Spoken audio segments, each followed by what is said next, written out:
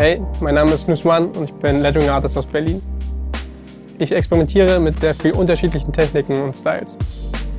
Neben meinem Merchandise und Pop-Up-Karten habe ich auch unter einem Mikroskop und auf einem Schwamm geschrieben und Buchstaben aus Kekse gebacken. Außerdem bin ich auf Social Media sehr aktiv. Ich habe sogar für ein Werbevideo für When Life Gives You Lemons einen Schriftzug aus Mikroalgen gestaltet.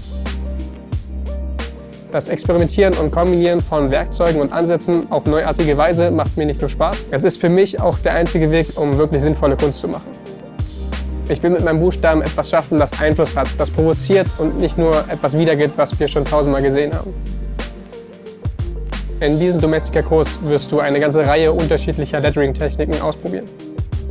Dabei wirst du auch lernen, die Tools auf neue und ungewöhnliche Weise zu benutzen. Zunächst gebe ich dir eine Einführung in das experimentelle Lettering und die Werkzeuge und Materialien, die wir dazu brauchen.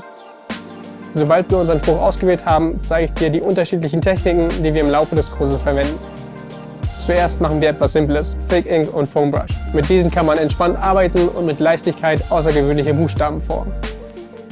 Danach erhöhen wir ein wenig die Herausforderung und probieren die Wet n Wet und die Liquid Technik aus. Schließlich erstellen wir eine digitale AR-Version von unserem Schriftzug. Als Bonus zeige ich dir sogar, wie du mit Zuckerschrift auf Dessert und mit Bleichmittel auf Kleidung schreiben kannst.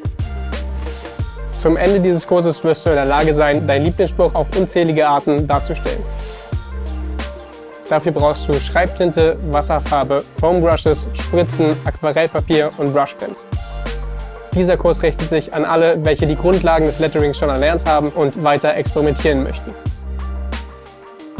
Erweitere deinen Horizont mit verschiedenen Schriftstilen. Der Rest ist up to you.